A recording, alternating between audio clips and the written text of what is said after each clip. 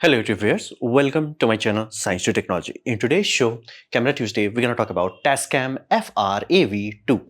Don't ask me about the name.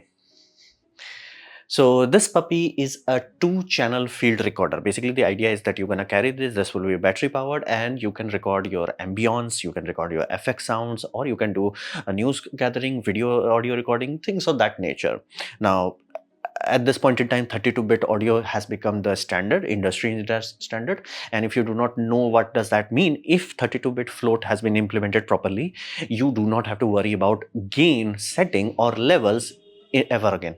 That's done, sorted. Meaning, if you take a 24-bit and if it clips, the audio is gone. So if you try to recover it in post-production, you will not see anything. There will be just a flat line. But in 32-bit, that data loops. I will talk more about how the data loops, but you can recover it. Meaning levels do not make any sense. It's completely free, completely YOLO on you.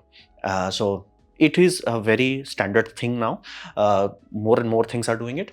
This puppy is $400. So not a very cheap thing, but not hyper expensive. And this is supposed to be translated to around 40,000 rupees in India. As of now, it's not hasn't been launched when I'm making this video, so I cannot give you absolute data when it's gonna be done. So take that price with a grain of salt. That should be the range of it. Now, this has one unique thing for this sort of price range, that this has time code in and time code out. Flat out, many people just like, shut up, take money. This got pre-booked just because of that, time code in and out. And this also has Bluetooth add-on. Patents are the reason why they have to do it something like this, rather than eating like this, they have to do like this because of patent. Same way like Red has a patent, some audio company has weird patent. And it supports a micro SD card up to 512 gigabyte. Now you may think that's a lot of capacity. Well, it's not, because that 32-bit, it's a good thing, because you have to understand, I am using Zoom H1N. It's a good recorder, no problem with that. When it came out, it was a good stuff, awesome, but it had 32 gigabyte card limit. It's like, what the hell? Now, like, do you really need that? Yeah, if you do wave recording, you will find that you will go through 32-bit 32 gigabyte quite quickly, because it was using SDHC, high capacity, not extreme capacity. SDXC. SDXC goes up to 2 terabyte. 1 terabyte micro SD card is available. I wished they would have supported that, but at least 512 GB is good. I mean, like, you really should not be in a scenario where it's like you have to buy a smaller card just so you can put it to this. You should be able to use the same card that people are using in GoPros. So that's a good thing. You would be quite shocked how many high quality, proper high-end audio equipment has, like, such a weird card limit. It's like, why? I get it, like, but why are you forcing me to buy a smaller card? So that's a good thing. It does have 3 AA batteries. Pardon the mistake here. 3 AA batteries. And again, the primary reason the battery is so huge compared to 2 battery or just 1 is simply because of the color display that they have. 2-inch color display that they have. And the audio input is the combo input that everybody loves, because again, it directly takes XLR input from microphone and 1/4-inch jack input from sound devices and things of that nature. So it's a very versatile device, small-ish device. Be mindful, it's not very small, very small-ish, and gives you proper pro-level feature set. So what are the function? Well, let this be very clear. 32-bit is a core functionality. So if you have not watched my detailed breakdown video of that, think in this way. When you take a microphone has huge range. What does that mean? That simply means microphone fundamentally is an analog device. It takes physical vibration, converts it into voltage. Now, voltage does not have too much oomph, amplitude into it, but it has range. Now, to represent that range into a digital medium, you need to convert it, what we call analog to digital convert, A to D. Cool, awesome, but here's it. The signal is too weak. If you put load on it, like try, okay, convert this or drive the A to DC, yeah, it's not gonna work. So we have a preamp. So your microphone has a preamp. In that preamp, we set the gain. So whenever you put a gain, adjust, it does not matter. In digital, does not matter whether it's analog. Same always is there. So mic signal is always too weak, and you adjust gain so it can be finally recorded. Be it in cassette, that's what we have to UV meter. That's what's the purpose of it. So you will always make sure that it's a sweet spot. If it's too low, the volume is too low, basically your gain is incorrect and like not enough gain, if it will become too noisy, because the signal to noise ratio is not clear enough. You always want good signal to noise ratio. You want noise will always be there. It's law of physics. It will be there. You want your signal to be far enough. So when you increase the volume in your tape deck or anything, it does not like shh. That should not happen, because noise flow, basically your data and noise flow should be as far apart as possible, at least 30 dB far apart minimum. So microphone has range. You send that data through basically a amplifier that preamp, so to say, then adjust the level. That's what you adjust. Then it goes to what we call analog to digital. But again, the analog to digital converter, again, it also has its own noise, but again, it has very limited range. On paper, mathematically, 24-bit is like, yo, which way too many idiot people are talking about it. It's like those people did math, they did not do engineering. Engineering is very clear. And you know for a fact that in 24-bit, if the audio is too close to the lower levels, it's not crisp. It's high enough, it's good, but here's the deal, then it risks clipping. Why it clips? Because again, you set the level to make sure that noise floor is down below. In 32-bit dual A to DC converter system, there is no level. So you take the same analog microphone input, you clone it. You take that, you eat it. You send it to two places. One place is maximum gain. That is very sensitive. So this would be your first thing. Benefit, even if the person is speaking softly, the volume is low, it amps it up too very quickly. So now you have very good noise floor that is very bottom. You cannot read it, and your signal is crisp, clean, easy to read. So audio is here. However, it will clip. The moment it clips, it goes into another analog to digital converter, which is set to basically its preamplifier is almost not working. It's like, bro, I'm set at 0 gain.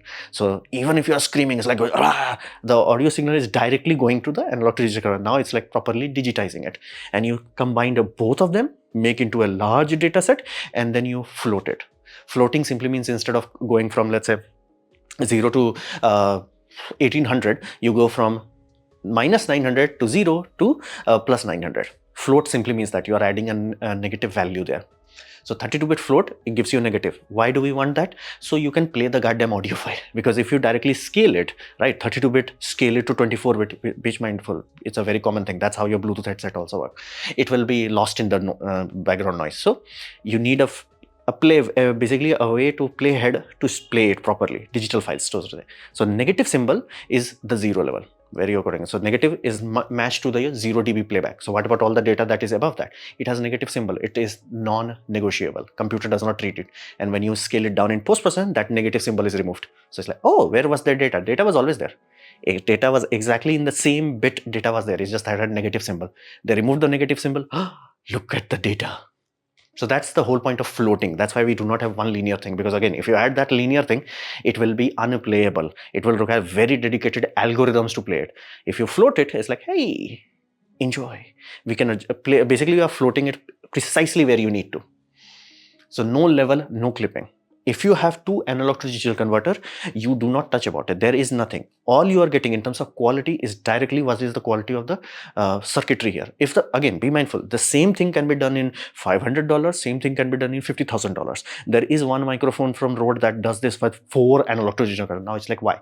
Well, every analog to digital converter has a sweet spot where the audio quality has the feel. Because at this quality level, it's no longer just like, oh, can I hear it or not? It's like, how quiet, how low is the noise floor? So they stacked 4 of these puppy. So you get completely like almost microscopic level, what we call noise floor. It's like almost center to minus 140 dB. And then you have clean audio. Audio is super clean. So that can be done. But again, that is the quality that you are paying for. So if you buy the same device from TASCAM and you buy the same technologies from, let's say, MixPre, which is 10 times more expensive. Again, what they are paying for this circuitry to be higher quality, because again, this is the inherent limitation. You no longer are, okay, I adjust levels long. No, you should not have the access to level. There is no level anymore. So that's why. And what about the level that you will get in 24-bit? The audio is still coming at 32-bit pipeline. The negative symbol is now you're throwing the data away. So now if you stored it, yeah, there is no data. That negative data was deleted in 24-bit. So there is no levels, there is no clipping. You get the audio quality directly, the best your microphone can do. And in terms of its good sound characteristic, it's good. Is it the latest and greatest and like, whoa? No, we have crossed that threshold long ago. At this point in time, if you're not getting good audio, there is a chance you have analog interference. That's the penalty of analog equipments. Or you have crappy setup, like you messed something up. But again, these are very good device, not the latest in here, but very good device. And you do not have to worry about anything. It also supports phantom power, 24 volt and 48 volts. So you can use some really high quality microphones. I have seen what you call lavalier microphones that accept that kind of voltage. I was shocked because for 48 is the highest voltage you can go to. You go any higher than that, aka cross 50 volt, it it's just shock hazard, meaning it can cross human skin. So 40 is the upper limit. You will never exceed this, because again, then it will like, okay, live wire has to be there. So 24 and 48 volt phantom power is there. And you have two inputs, a mic in and level in, because be mindful, mic in is very faint. Even if you're sending 48 volt, the amps sent to that is microamps. So it's not, it's a very weak signal. However, if you're talking about sounds coming from a DJ deck or soundboard, those are very amplified. It's pre-amplified. So in those sort of scenario, if you send it the same level, it will fry the circuitry. So you do need a setup where you can select line level and mic in. This puppy can handle that. Now, so far, 32-bit is a very good new technology. Having line in, mic in, again, kind of normal thing. Phantom power, normal thing. Time code generation. Be mindful, majority of audio recorder has the ability to either send time code or receive time code. Only Pro Series generally give you both of them. This puppy gives you both of them, which is the unique part why people are like, whoa, what is this? The time code in and time code out. And again, to do time code, you have to understand time code is basically a signal that overrides every other control circuitry. Because for example, if you take 5 cameras, for same brand, same batch, start them, let them record, come after 5 hours, save the file into a video editor, and you will find all of them would have drifted. Some would be like, 5, 6, frames extra, some would be 10 frame less. It always happens. So to solve that, we use gen lock in camera equipment. So gen lock is basically, I do not care about your internal clock. Let it be YOLO. We are giving you a signal, trigger on the signal. What is that signal? Signal is gen lock time code. Basically, time code is the signal, gen lock is the protocol. So gen lock allows you to have everything, hundreds of camera, all of them working into one signal. So if that clock drifts, there is no issue, because audio still is in the sync, video is still in the sync, everything is in the sync. And that's how broadcast works. How do you think news channels can actually do 24-hour news broadcast? Because again, all of the camera is listening to someone else. There is this one master clock, and if the clock drifts, no problem. Drifting is not a problem. Counter drifting is the problem. Oh, audio came first, then video came, that's our problem. Audio is not coming, the video came, that's a problem. If everything is listening to one master clock, not an issue. Time code does that. Gen lock allows camera to do that. Now, what is the difference between gen lock and time code? Time code, if you are talking about a camera that just says time code, it simply means a lower implementation. It will save the metadata. Basically, this was the time when I stored this frame. Nothing more that. It will not allow itself to be overridden. All cinema camera has the ability to send a time code in, act it as a gen lock. Why would you want to do that? That's way you can have precise sync. And again, if you have looked into, let's say 300, how the heck they were making sure all the cameras, the wide angle camera and high speed camera, all of them were synced, because again, it was using gen lock. Gen lock simply means now. Time code is like camera is doing and time code is just like what is time is 3 p.m. Time is 3 p.m. 1 minute. Time is 3 p.m. 4 minutes. That's all there is. But again, for a short duration, that's more than good enough. That drifting in modern technology is very mild, so to say. And again, in audio equipment, it's almost negligible, because in audio, it's very obvious. So every company invests into what we call a TXCO, temperature controlled thermal oscillator. So either they could have an oscillator that has a temperature probe next to it, so reading it, looking through the time graph and figuring out what the oscillator drift is positive drift, not negative drift, based on temperature. Or it could be a heated oscillator, which generally is the best one. It will be like heated to 50 degrees Celsius, and then again, they will make sure that it's always at 50 degrees Celsius, so there is no temperature fluctuation. Then it's precise AF. So whenever you buy all these sort of DAT, basically TASCAM and why I'm saying TASCAM, DAT, Tentacle Sync, what is it? I forgot the name. Atomos. All these things, they have very high quality temperature controlled oscillator. That's why they can say like, okay, I'm going to store the time code. It's going to be perfect, like almost perfect. Meaning between all these time code generators that you sync the time in the morning, at the next day, they will still be exactly the same frame. Precisely. That's the tolerance allowed. 1 frame plus and minus. So you do need this sort of investment. And again, Rode also did this sort of investment. This has in and out. Not only an out is really useful for many run and gun kind of shooter, because again, this puppy will send it out. You send it into your audio channel of your camera, done. Because again, this has 32-bit audio recording. Nothing in a camera can come close to it. I wait, I wish, I pray that someday some camera company will wake up and it's like, hey, what if we directly take the USB data from this?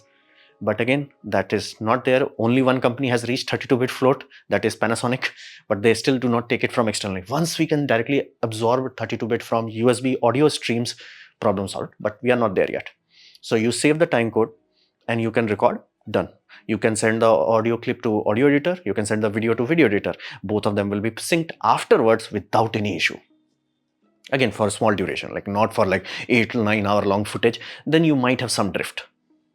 So that's why it's like, for many people, it's like short up, take money. The fact that it has timecode out, and the fact that you can jam sync, meaning if you already have an ecosystem, you can utilize that ecosystem itself with this. So this is a very functional requirement. So what about the USB? Well, USB wise, you can buy this puppy, which is AKBT2. BT1 was already out. BT2 is this as a next gen. Why this? Well, they cannot do this because of patent. They have to do licks to make sure that they can. So what if you pay that $60 premium, or like almost 1,000 rupees, 1,000, I'm saying 10,000 rupees penalty for this, is that you can utilize normal Bluetooth headset directly pairing with this puppy and using it as a monitor, which again, could be good, could be bad, but again, you can do that. On top of that, you can utilize your mobile phone as a metadata layer and control remote. For that, it's like short of take money. For many people, just the fact that you can write in the whole data, where it's like when this file was recorded, why I'm recording this, who is the client and all that, that metadata layer is very crucial. This feeding that metadata using this system is far more effective than trying to do that on your 2-inch screen. So that's a very good thing. For many people, especially who are dealing with complex production where they have to track all the files, they will just buy this. They'll just like, yeah, I'll pay that extra premium. They might even consider this as a, like, almost, let's say, $500 equipment, because again, you also have to buy rechargeable batteries for those. So they will consider that. So you get the control remote from your mobile phone, you get Bluetooth receiver, and that is if you buy this extra thing. What about the default? In default, because they have 32-bit, they have added some extra signal processing. You must have seen people, like especially in podcast, they have like giant sound deck. What the hell are those? Well, they have analog circuitry. Be mindful, you can go YOLO on audio as long as it's in analog domain, meaning audio clips, right? How do you save it? Well, back in the old days of cassette, we solved this by utilizing an analog circuit which tames it down, meaning the voltage tames it down. So there is a threshold voltage, whereas like everything below it, the soundboard is letting the audio go through. It goes to tape recorder, goes to analog to digital recorder, who cares? So it's like safe, cool. The moment it triggers it, basically the voltage, let's say the voltage is supposed to be 1.5 volt. It and your trigger is 1.2 volt. It crosses 1.2 volt. There is basically a tamer, so to say. It tames the voltage down, claps it down. And you would have noticed that many times. It's like people are talking, the moment they start speaking very loudly, the audio almost becomes numb. It's like, but it does not clip. You can still hear what was going on, but the tone changes. The tone changes because the electrical, there is an amplifier, like whoa. It's happening on analog layer. That's why it does not distort it, does not damage it. That's not recommended, but if you have to risk it, that's the best option. Analog limiter. Now here they are doing it digitally. Now again, isn't digital limiter useless? Yes, not in 32-bit. In 32-bit, limiter simply means that where is that minus? Where is that minus symbol? Because remember, it has the digital signal. So let's say audio clipped, you set the 0 level, audio clipped, all the limiter circuit will do, okay, move the data, move the negative symbol, because it has so much minus 800 above it. It's like, bro, I have the data, like just move the negative symbol. So it's a very clever use of that 32-bit pipeline. And again, you can do that in real time with your other audio recorders also, but they are very cumbersome to do it in software. But here it's doing in the hardware level. It's like, bro, I'm an audio device, I know how to deal with this, me good. So that's a very awesome way, meaning you can set it to limiter, send the 24-bit out, and that 24 would be absorbed by OBS, absorbed by YouTube or Twitch, whatever have you, no issue. And this puppy is like, I got you, fam. I had 32-bit in, I'm balancing the level real time, and you're gonna get completely, and even if you try to clip, it will not look that ugly clip noise, because again, it's not clipping, it's just moving the audio. It's not like, tame the volume down. It's like, nah, bro, me good. It will literally look like somebody, no tone change. It will just like, hey, didn't somebody reduce the volume? So signal processing. It also has compressor, not that amazing, but again, a compressor was never a compressor. The idea is very simple. You try to keep everything in a tight zone. So signal to noise ratio on the receiver end is always better. So you basically, if somebody starts to speak slowly, it amplifies it. Somebody starts speaking loudly, it tames it down. But be mindful, it's not limiter. It will not clip it before it becomes hot, too hot. So compressor is not that desirable. Limiter, sure to take money.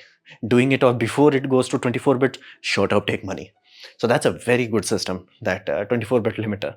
It's like clever. Like somebody who built this was clever. Not the smartest, but clever. It's like, hey, we have 32-bit pipeline. Why are we not giving you awesome processing abilities? Zoom, I'm looking at you. So for whom this is made? Well, this puppy is for one-man army. So if you're like, hey, I'm the dude, that's it. I'm the dude, the end. There is no cameraman, there is no audio guy. I'm the dude. For those sort of people, shut up, take money. Why? Because it starts and forget.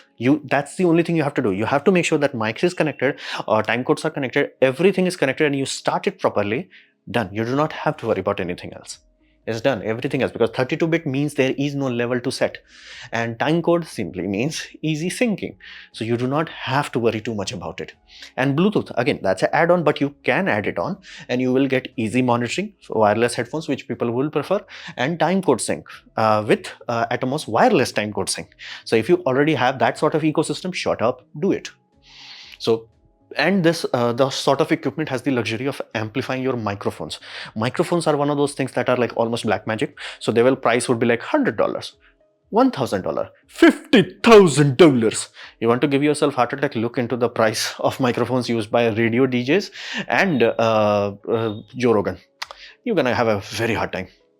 So, but you do need a signal chain to actually let its wing come out. This is like, I got this. You do not have to like have a sound level and have this. It's like, bro, I got this. I got this. Me good. Me good. Me done. So this will be really awesome to make your microphone shine in your video and podcast, things of that nature. So if you invest in your quality microphone, this equipment is like, I got you. This will not hold it back. Is it the latest and greatest? No, but it's more than enough that even in a cinema kind of setup, people won't be complaining about it. It's like, oh, it did not have the feel. No, it's good. And price is high. I'm a bit shocked. The price is a bit naughty, but it's good because competition. Zoom F3 is almost similar to like this, but again, it's cheaper. But again, it has inferior feature set. So we do want competition. This is a good direction in that. Only that way, the health of the market will be healthy and cost would be reasonable-ish. Because be mindful, the moment they said that it has time code out, people are like, okay, pre-book, done, man, done. Nothing else, just done. Like for example, and here's the when I'm talking about timecode injection, I'm talking about cheap crappy cameras like this sort of camera, hybrid cameras that do not have a pipeline for timecode. But if you have Sony FX cameras, if you have Canon C cameras, all of them have a dedicated timecode input. There you do not even need to do that conversion step where you take the audio channel, convert it into timecode. You do not even have to do that. Those sort of people, it's like, I already bought it, bro. So it's a really useful tool for those sort of ecosystem. There's like start and forget about it. It's like autofocus. So this was my presentation on this TASCAM 2-channel 32-bit float portable audio recorder. Hopefully you have liked it, learned from it. In that case, please click the like button, share it amongst friends. That will help me a lot. If you didn't like it, didn't enjoy it, I urge you to press dislike, press it twice to show me disappointment. Please leave a comment because I do try to reply to all of them. Subscribe, press the bell icon if you're free, and as always, thanks for watching.